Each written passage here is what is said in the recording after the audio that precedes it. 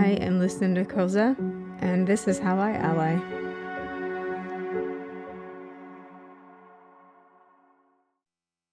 Hello, and welcome to How I Ally.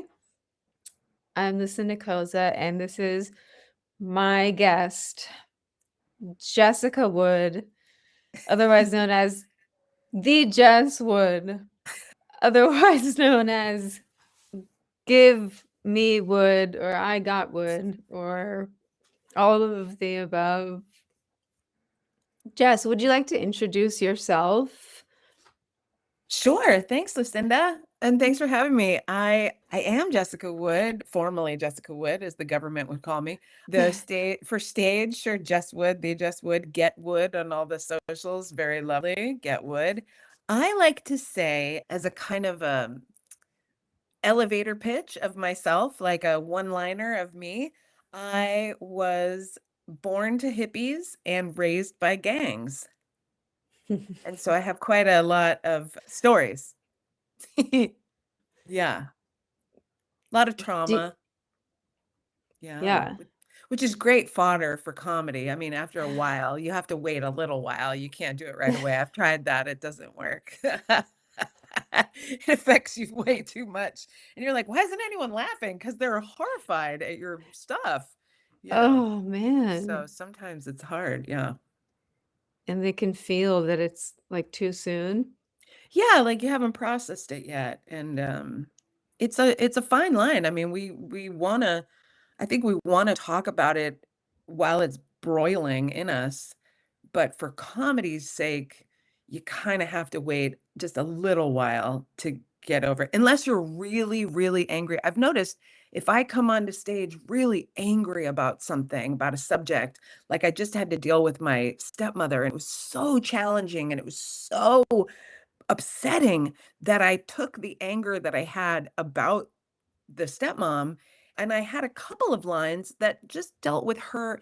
Like, for I'll throw one out at you. She was talking to me about how she cuts avocados with 2 knives, and she talked about these 2 specific knives and what they were for, and how to wash the avocado, and then cut the avocado with this one knife, and then the other knife for the pit, and the other knife. And at one point, I just stopped her. I said, "Do you have any knives for wrists?"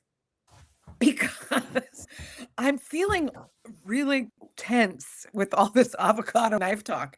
So, for stage, that kind of works, right? You fell over, you had a little giggle. Hopefully people got giggles and not too horrified. But it's something people can relate to because everyone is Yeah. challenged by family. Everyone I know, no matter Yeah. who you are, what you've gone through, or therapy, all that. It's very challenging. So try to keep it light with suicide jokes. Yeah. That's actually been a big through line in this, podcast. Self-harm and suicide. Yeah, well, and sort of the fine line of, like, when does a person feel like they can talk about it, and when it's like, especially, so many postpartum women commit suicide. Yeah. The statistics are outrageous, and, We don't ever hear about it, Lou. It's really sad that we keep that under wraps and we have this kind of false idea about what it all is, and flowers and birds and Disney, and it yes. couldn't be further from the truth. Yeah. I mean, I Where wouldn't know. I've been pregnant a bunch of times, but only for like 6 weeks at a time. I don't ever hold on it. And that's by my own hand. It's not nothing Yeah. dramatic, just very much my own choice. So thank you. Yeah. Yeah, which we are pro-choice. I don't know who we How I Ally the podcast. Oh, yeah.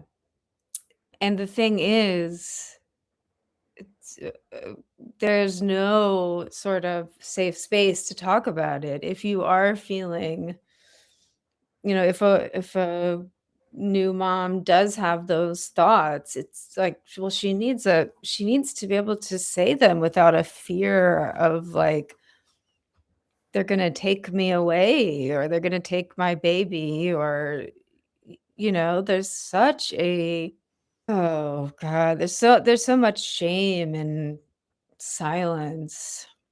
Yeah. Well, women's health in general, I always think that, being pro-choice is just being pro-woman's health, that like we should have the choice of what to do with our own bodies. Nobody would bring us into a room and be like, we're going to cut your arm off. We don't care what you think. We're cutting your arm off.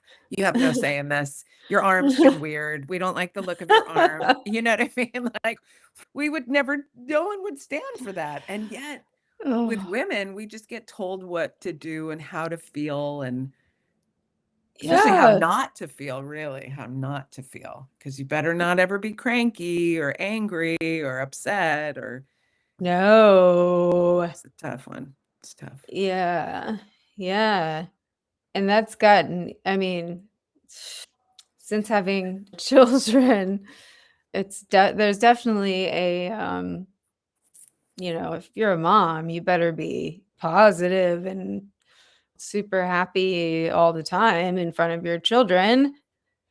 Even in the comedy world, you see it with men who are allowed to talk badly about their kids and joke about them Yes. and Oh joke my about god. hurting them or killing them or leaving them. And if women try to do that, it's insane. And you won't, if you try to go look it up, like there's a woman called Ali Wong who I like, who's an Asian girl, Yes. and she did her special pregnant, right? And I've known a bunch of women to do their specials pregnant, but she got a lot of uh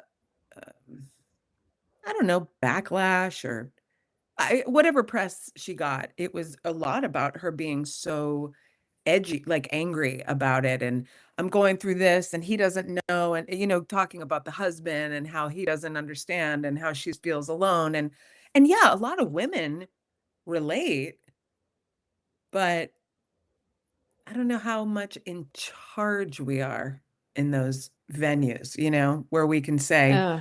look at this is a perfect example of a woman who's having a lot of fear and doubt and anxiety about what's going to happen.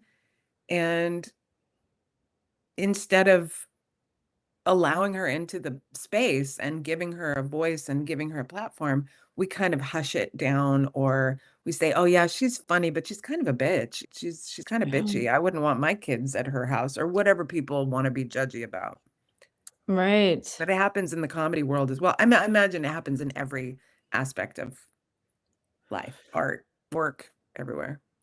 Well, yeah, but I mean, having a platform and being able to actually I mean, something like that special had such a huge effect when she talks about she's like, "If I had a wife, I would be so successful, even more successful by now. Like, if I had a wife, I would be super rich." Just the role of wife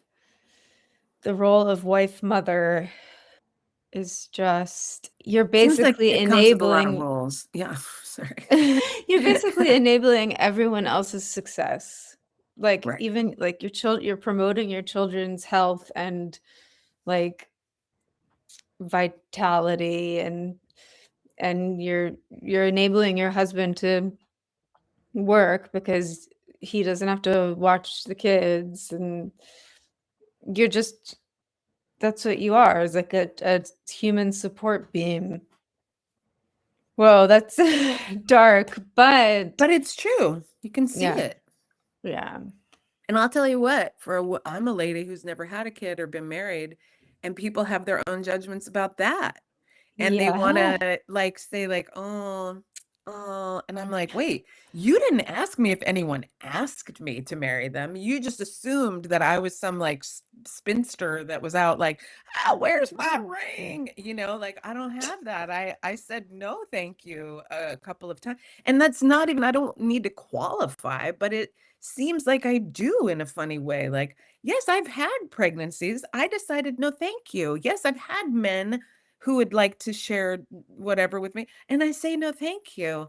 And that's, again, my choice, but what a seemingly odd choice to make, to be alone, you know what I mean? Where I feel like I have so many female friends who feel way more alone or lonesome, who live with a person, who have children, who have full family in the house, like, they tend to sound a lot lonelier than myself, and without the freedom that Mm, comes with my lifestyle.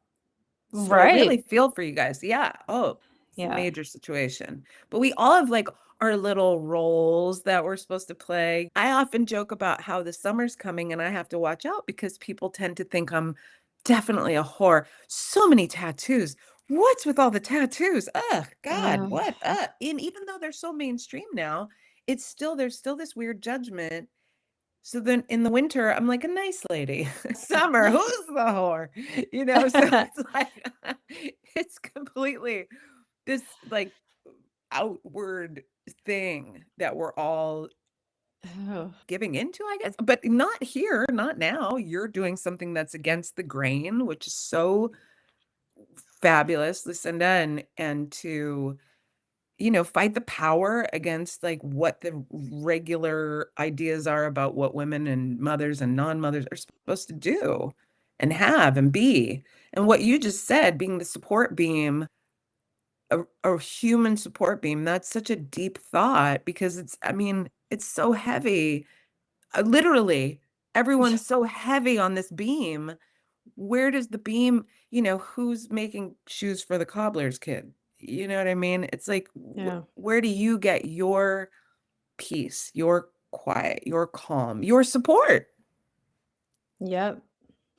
That's why it's wine o'clock somewhere, ladies.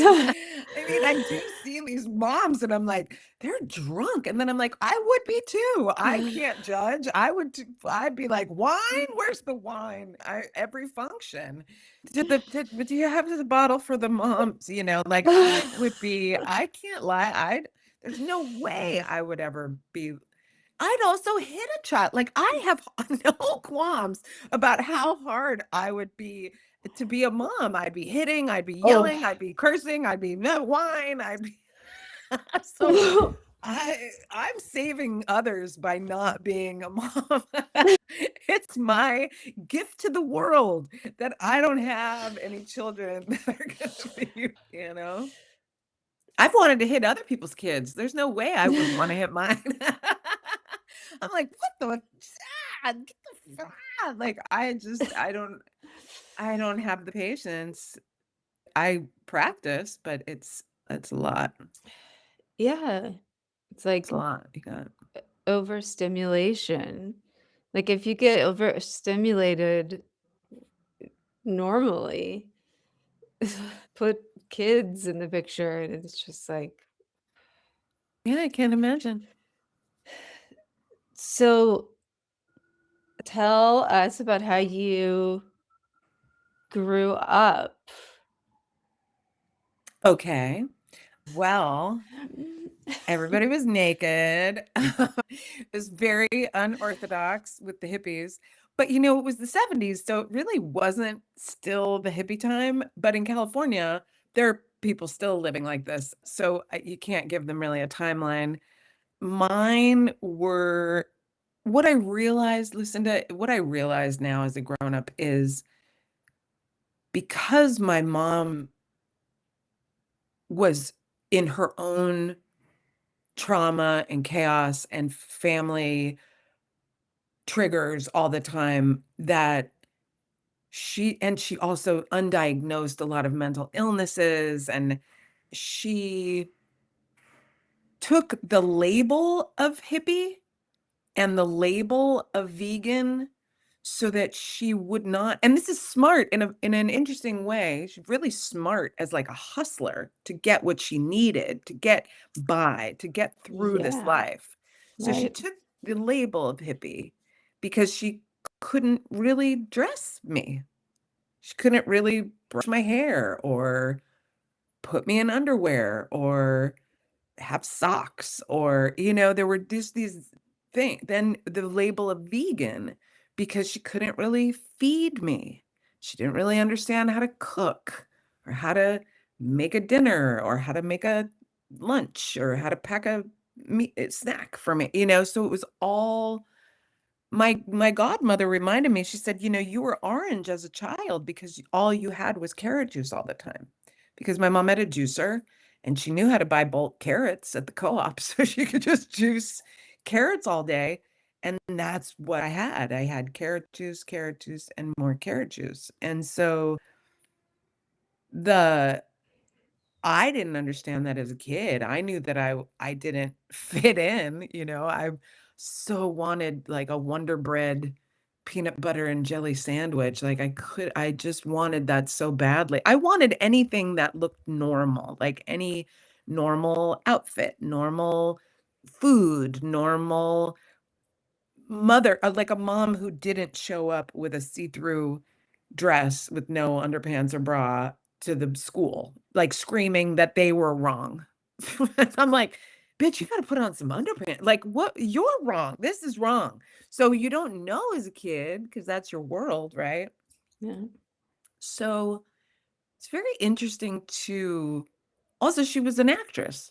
So she would pull me out of school if she had to go on tour with a play or something like that, or a movie she was doing. She definitely didn't have money to get anyone to watch me. There wasn't really, no one cared as much in the 70s and 80s about kids' safety. So we were kind of left to our own devices. But I do remember so many times getting pulled out of school and her telling me, school isn't important. And so I thought, well, fuck it, school isn't important. I'm in the streets. So I left high school. I left in the 10th grade, but she had already moved out and we lived in a hotel room. So I was able to take over the hotel room and I got a couple jobs. And a lot of people are always like, where's the father in all this? Like, where's your dad? What's your dad doing? And I'm like, no, you don't care to hear about him.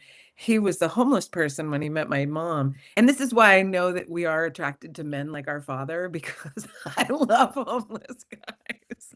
Like the handsome homeless in Los Angeles, I was in a lot of trouble out there, a lot of trouble Oh man. bringing guys home to sleep. And so yeah, so it was a really unorthodox, to say the least, upbringing. And it made me, the things I'm grateful for is it made me question authority, because they were definitely living on the edge and they questioned authority. Like I wasn't allowed to do the Pledge of Allegiance when I was a little kid. And it wasn't for the under God. It was, which I think is they've taken out since, but it was for liberty and justice for all. And my mom would say to me, oh yeah, ask your Black and Mexican friends about that. And I'm like, I'm 7, they're 7. I don't think we can have this discussion. We're not like a part of the Black Panthers. You know what I mean? But I understood that there wasn't fairness growing up in LA and having to take the bus, which is like a total faux pas of LA. Like, oh my God, your life, is it horrible? And so I took the bus. And taking the bus, you realize where people live in accordance to the main part of the city. How come all my Mexican friends live over there and all my Black friends live down there and all the white people I know live over here? It was very much built on color lines. And then you get a, to her credit, my mom was so open and so on the edge of everything that I was able to pick up some of the really, I think, important things. Whereas, like, if I see someone struggling the first on the street or in the subway or something, because now I'm in New York City, the first thing I think is, oh gosh, I'm sending them blessings. Like, I'm so grateful to have what I have right now. And even if it's just a small amount, I have more than that poor soul in the street. And so there was a compassion that she taught me, but at the same time, we didn't really get a lot of that same compassion, you know? It's like we toughed it out, and I was told I was very spoiled all the time. You're so spoiled, you're so spoiled. And I'm like, how can I be spoiled? I'm starving hungry. I don't have any clothes. Like, I don't understand. But because she would point out people in the street, that was, I had to count my blessings. So it was an interesting upbringing. She drove me to my first abortion, and when I was 15, and she told me, and I do this on stage, it is a joke, but it's real. She gave me the talk that you have to give your kid on something so important you're on your way to. and we're driving, and she looks over at me and she goes, "Oh God, Jesse, children, they ruin your life." So I was like, "Step on it, mama. We gotta get this Oh thing out my. of here." So really, in a nutshell, that's pretty much it. And I've always marched for women's rights, and I've always marched for others' rights because I know how unfair this country is. And you and I both have a lot of compassion and love and understanding, I think, of people's, and we won't know what it feels like to be in their shoes, but we understand that there's like, I know that you and I both have very, very close female friends who are of color, Black women, Mexican women, Asian women, who, as we know, don't have it as easy as we do, and that we can have that kind of hold that space for them, I think is a really wonderful. And I don't mean to like toot my own horn as like, "Ah, I'm such a great white lady," but like it's just a little different than what we see all often, and I feel like having those more of those women in my life and hearing their stories and understanding where they come from and how they deal with the world, it gives me a lot of gratitude and grace and understanding about how I can navigate through the world and perhaps make it a little lighter for others, whatever that means to me. Oh, that's beautiful. Thanks, Lou. And that really makes me think. I mean, it's so true. I know I keep referencing my kids, and I feel really annoying about that. No, as you should. But That's your experience. Let me hear it.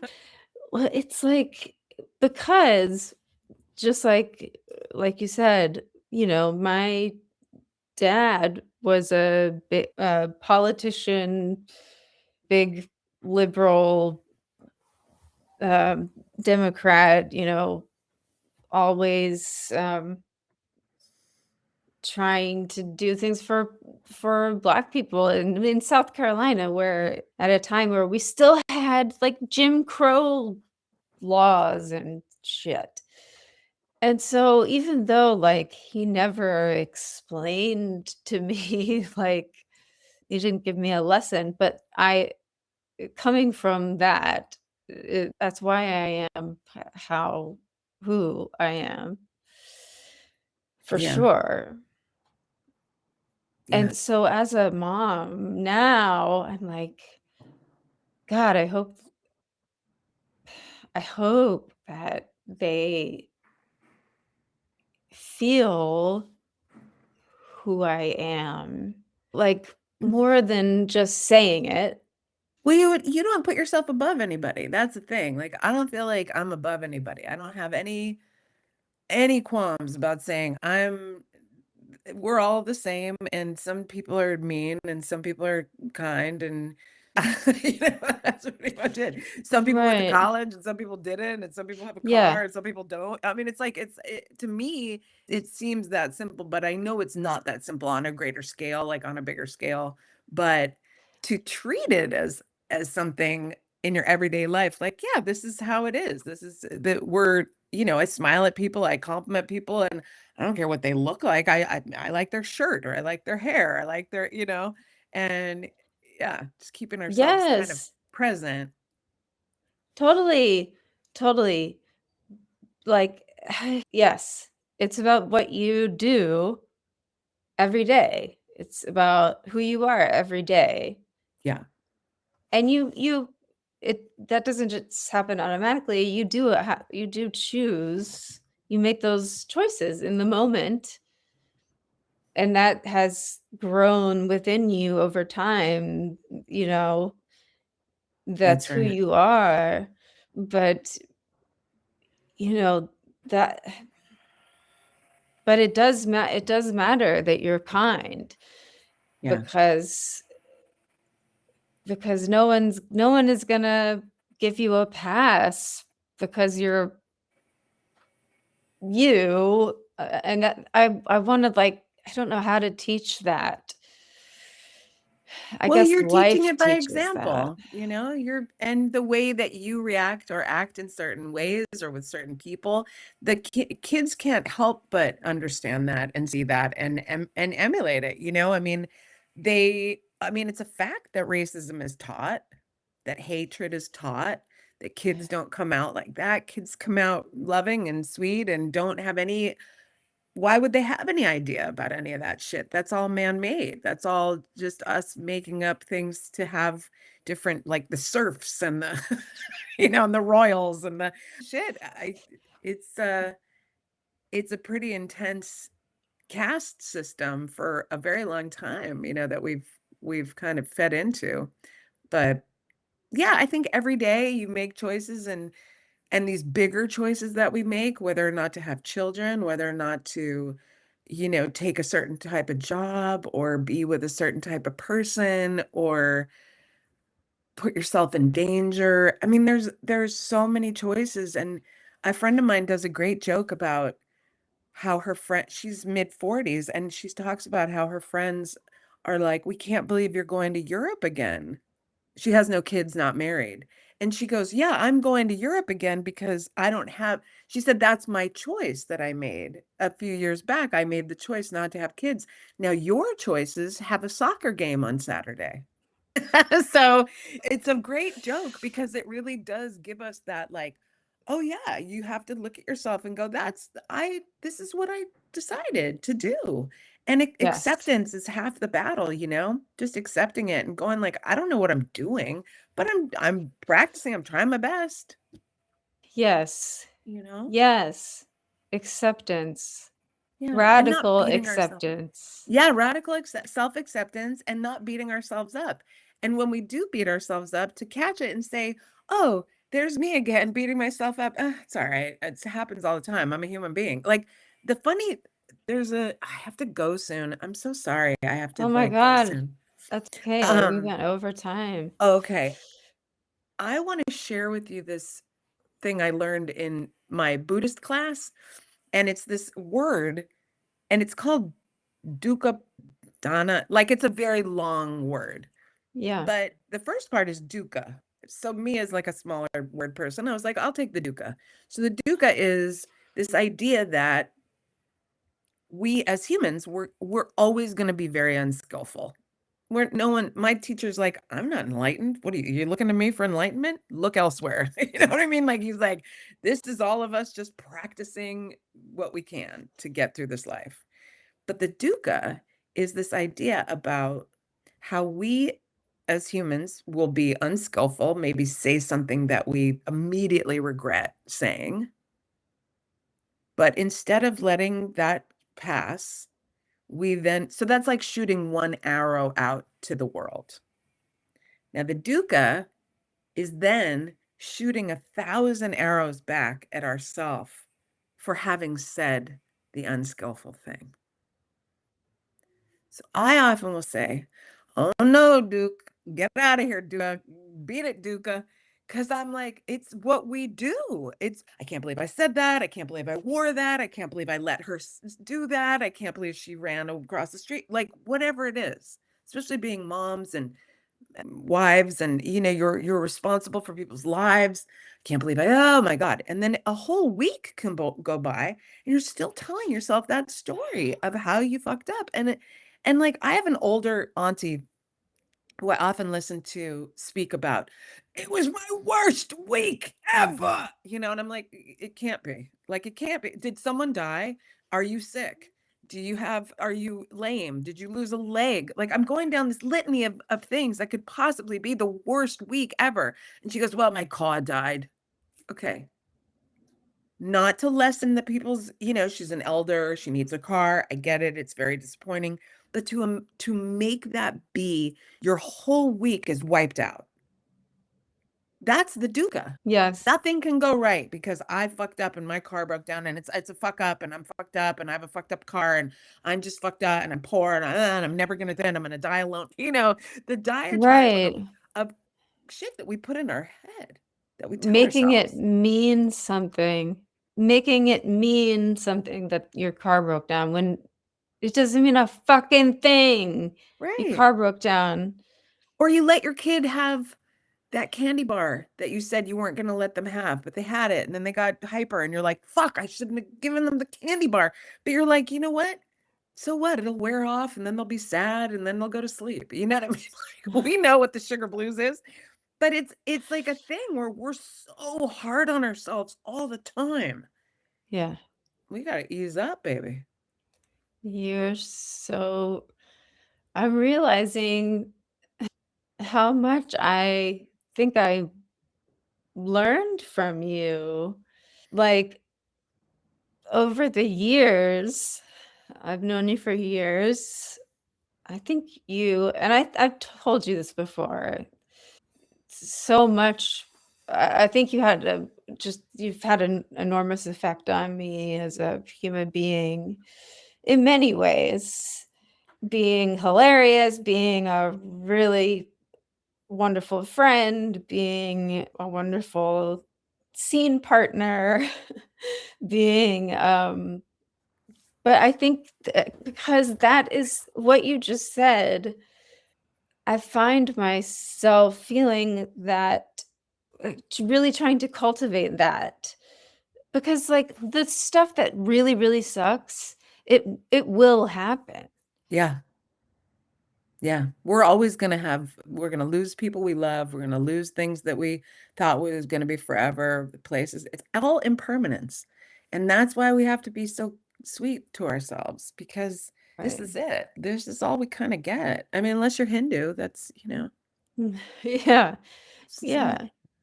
So why create pain and violence to ourselves and each other when that stuff is going to happen anyway? Yeah. Yep. Don't worry, it'll come. Yeah. Yeah. I gotta go. Okay. Okay. Okay. Thank you so much for doing this. Thank you so much for having me. I hope you got what you needed. It was Yeah, fun of chatting. I course. wanna chat with you, like, on the phone, Yeah. like, for an hour and a half and, like, get into it. Okay. Yeah. Yeah. We have to do Alright, we'll that. be Yeah. doing it. Okay. But in the Yeah. meantime, everybody be nice to yourselves so we can be nice to each other. Show up for And yourself. yes. Yeah, And you just recorded a comedy album. I did. It's called And Breaking Bad Barbie, because that's me. really? Mhm. Uh, Everyone's like, "Oh my god." The other night, someone brought me up on stage and they're like, "She's coming out with an album. It's called Breaking Bad Barbie." And everyone was like, "Ha ha ha." And they like laughed and they didn't even see me yet. And I was like, "Hi, everybody." And they're like, "Oh shit, it is. That's her." oh my God. It's a lot of fun. Oh, oh, that is so funny. Thank you. Yeah. Okay. Yeah. Yeah. Yeah, Everyone needs to listen to Jess Wood comedy. thank you. Thanks, Lucinda. Okay. Thanks, Jess. Love you a lot. I love you.